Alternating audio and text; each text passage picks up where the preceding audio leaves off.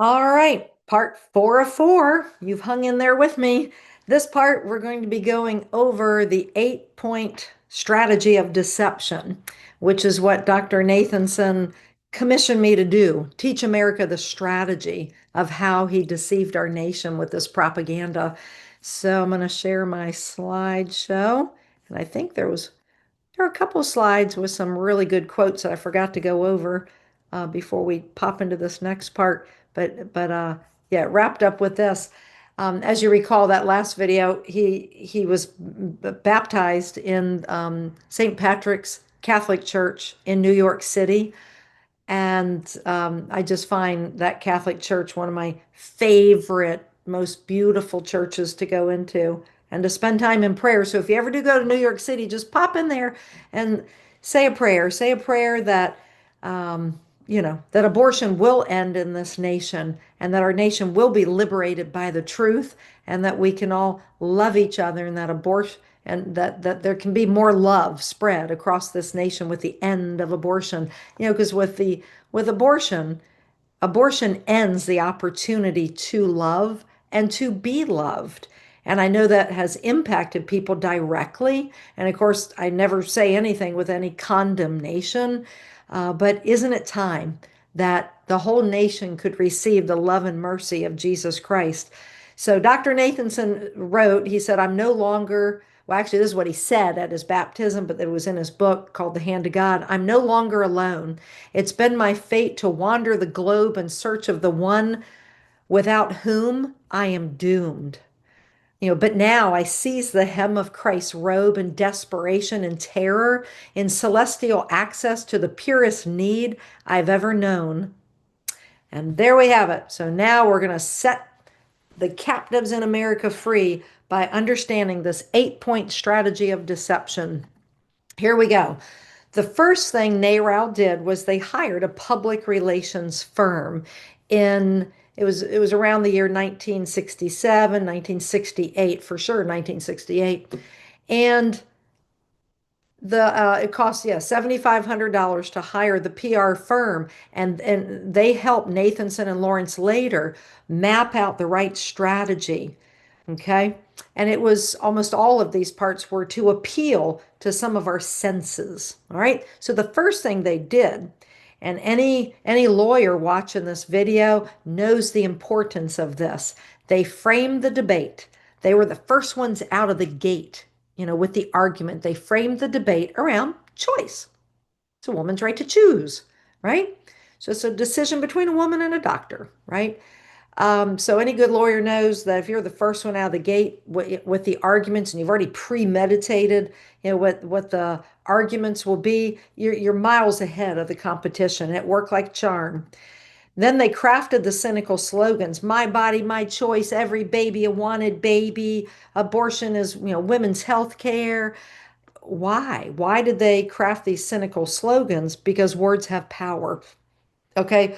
And we can think of things that we've just been through in the last, 25 years, last 20 years. Okay. When you think about marriage, and you could draw the same analogies even into all the lies surrounding the COVID, um, fake vaccine. It was all lies. We all know those are lies now, but they crafted slogans to push those things forward, just like they did back in the early 1970s with these cynical slogans. And in fact, they would take bets on which slogan would catch on the best. Okay. Then they would use the complicit media. Back then, of course, there was no internet or computer, but they would use the complicit media. And Dr. Nathanson told me that most of the reporters were young women. They had graduated from liberal universities. They were tired of being opposed to the Vietnam War, and now they had the opportunity to be for something, for legalizing abortion. And Let's see, Dr. Nathanson says, as long as he had that white lab coat on, he could tell them nearly anything. And they were like wet clay in his hand. He could shape them exactly how he wanted to. Well, what would he tell them? He would tell them lies. Okay. He would tell them things like this. There are 1 million women a year having back alley abortions, and 5,000 to 10,000 women a year are dying due to complications of illegal abortions. Well, the problem with those facts was they were all fabricated. He knew darn well he was lying. And very big, bold, audacious lies, right? 1 million women a year, because having back alley abortions illegal. The real number was around 98,000, not 1 million. And there were never, I repeat, never 5,000 to 10,000 women a year dying due to complications of illegal abortion. On the high side, it was like 250. And then there were some years, as the years went on, low numbers, like in the 20s. Okay. And it's still hard today to discern exactly how many women, because if they're going to die, they'll get whisked off to the hospital from the abortuary, and they may die in the hospital of sepsis, right? Sepsis, and nobody finds out. Oh no, oh, she got sepsis because of complications of abortion, because the abortionist perforated her uterus and then perforated the small intestines, and that little 17-year-old dies of sepsis at the hospital, and it never goes into the tally count of women dying. Okay.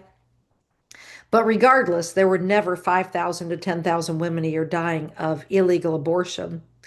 And I like to drive the point home about these lies is that when Judge, not Gorsuch, I am blanking on his name. It's the other one that they were fighting so fiercely. I am just blanking on his name. I'm actually going to pause so I can figure out his name. So 1 second, I'm going to pause.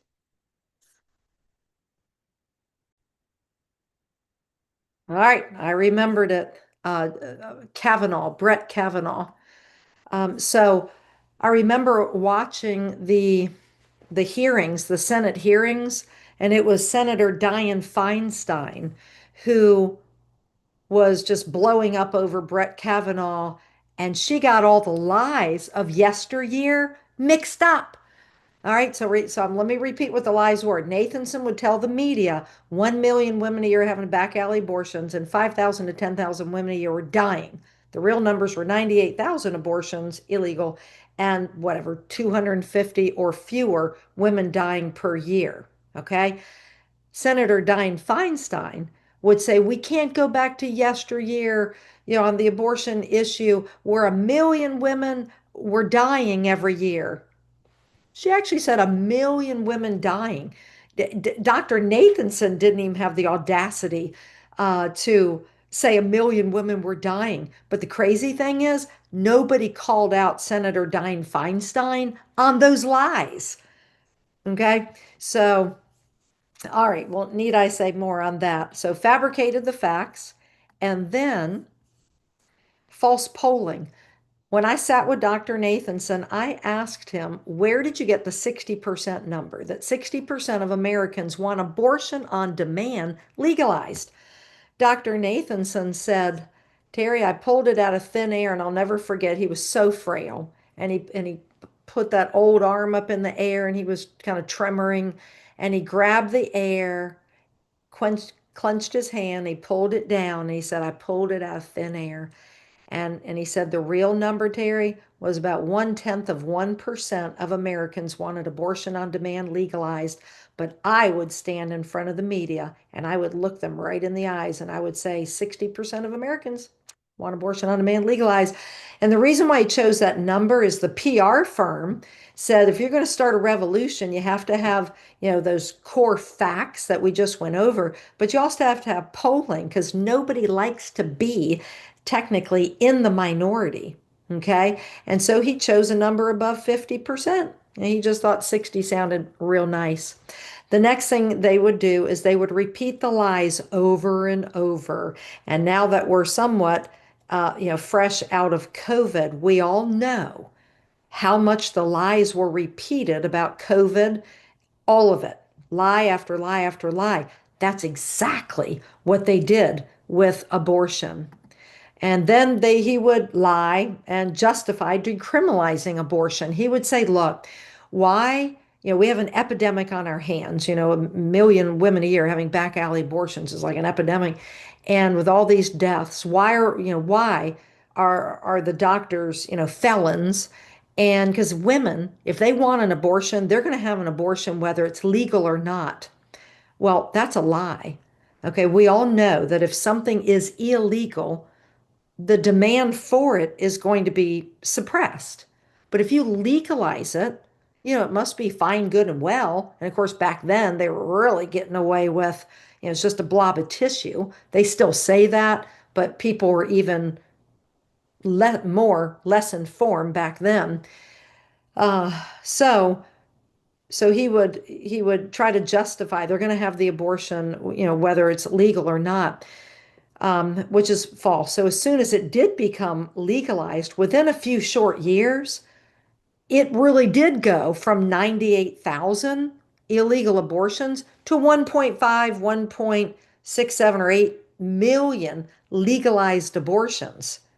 Okay, within a few short years. So it became like the self-fulfilling lie. All right. And then lastly, I give a whole seminar just on this topic called The Catholic Strategy. Right now, I'm just going to go over just the bare bones minimum. But NARAL was formed in New York State. And what does New York have? Lots and lots of Catholics and lots of voting Catholics. So NARAL needed to devise a plan to convince even the pro-life Catholics that it's okay to go vote for a pro-abortion, have no problem killing babies candidate. They had to have a certain percentage of those Catholic votes in New York, or Lawrence Lader, being the savvy architect of all of this, he knew that the law, if they did flip the law, it would just get flipped back again.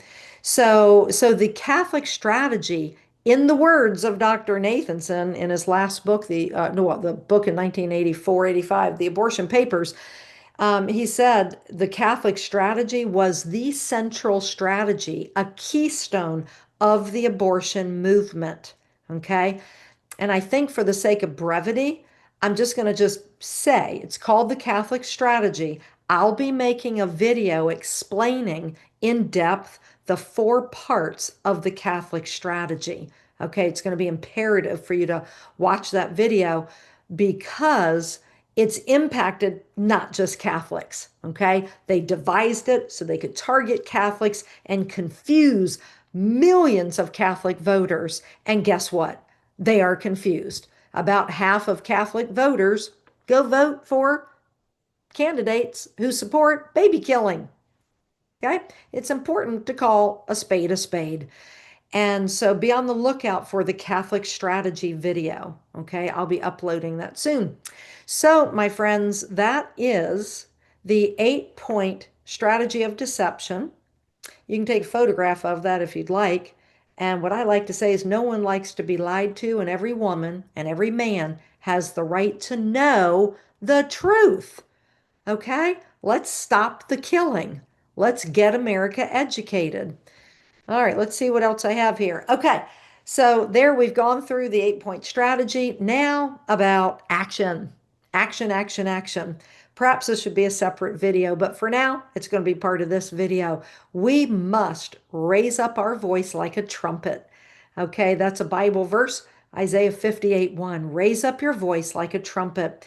And just so you know, these ornaments probably will soon be made available. Not sure if I'm going to have them by Christmas time because we're just running behind on certain things, but I hope we can always have this available. It was made available back in 2019 at our gala, where we were awarding the first Dr. Bernard Nathanson Courageous Witness for Life Award. And the very first recipient of this award is President Donald Trump. Because by the end of that year, 2019, he had done more for pro-life than, as far as I'm concerned, all the other presidents, or at least back as far as Ronald Reagan. Okay. So, but this is what we are supposed to be doing, raising up our voice. This is why we started the Raise Up Your Voice online community. My hope is that this will become a close family, if you will, a close family of pro-lifers who understand the relevance of this story being made widely known. So I encourage you to stay engaged with the community. It's only going to get better. We just started it. And I had to start it because I was speaking somewhere and we just went ahead and launched it, even though I didn't even have the content up.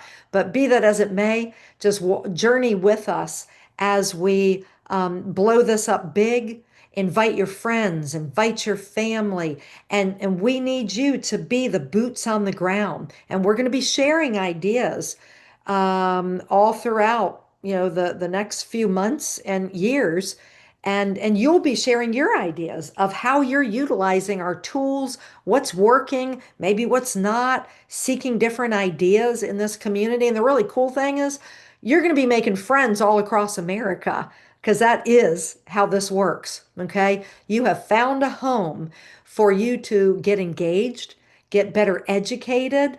And so you'll be seeing the other videos we'll be putting out. I'll do one on the Catholic strategy. I'm going to do another one on Marxist feminism and a few others. So, but you're at the right place at the right time. Please share our website, share the invitation to raise up your voice, and be checking into the group on a regular basis.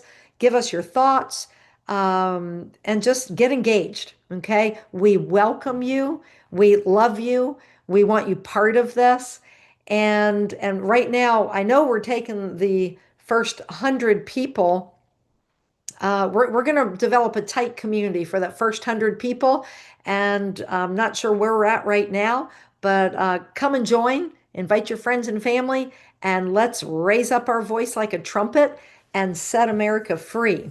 And so before I sign off, I should have already done that. So anyway, so from my heart to your heart, this has been a super long journey. And I do believe, though, this is what God wants, because every time, and I will tell you most sincerely, every time I thought I would quit, okay, God shows up in one form or fashion, does something that I know that only happened because God knows how to keep me motivated. And I'll be writing book number 2 about that.